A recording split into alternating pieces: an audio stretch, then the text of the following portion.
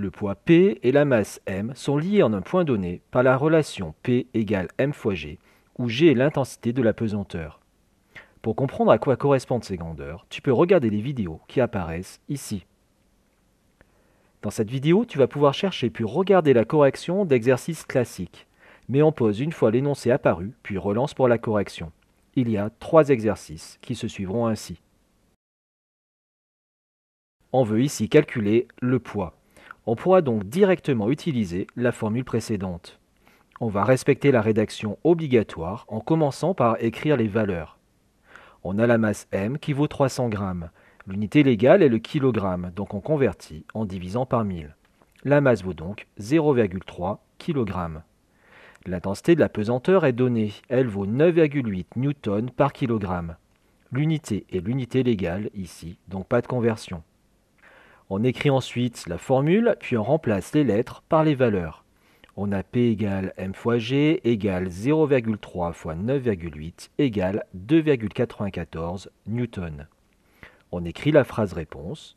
Le poids de l'objet sur Terre est donc de 2,94 newtons.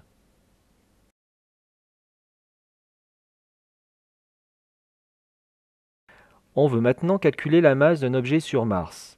On connaît l'intensité de la pesanteur G qui vaut 3,7 newtons par kilogramme. On connaît le poids, 50 kN, que l'on doit donc transformer ici en newtons, ce qui fait 50 000 newtons. On écrit la formule, puis on la transforme. On veut avoir la masse toute seule dans la formule, on fait donc passer le G de l'autre côté du signe égal. Il passe au dénominateur et on arrive à P sur G égale M. Tu peux regarder les vidéos qui apparaissent en haut à droite pour mieux comprendre cette transformation et pour voir la méthode du triangle qui permet de vérifier que l'on a trouvé la bonne formule. On remplace ensuite les lettres par les valeurs et cela donne M égale 50 000 divisé par 3,7, soit 13 500 kg. On écrit la phrase réponse, la masse vaut donc 13 500 kg.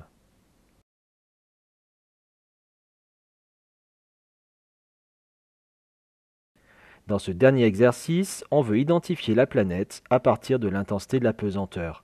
Il faudra donc déterminer cette grandeur.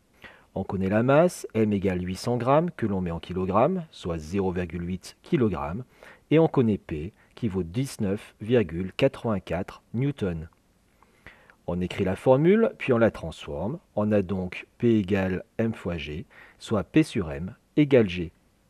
On remplace par les valeurs et on a G égale 19,84 divisé par 0,8, ce qui fait 24,8 newtons par kilogramme.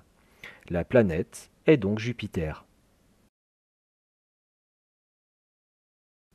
La vidéo qui va apparaître maintenant, en haut à droite, te permettra de travailler un autre exercice un peu plus complexe.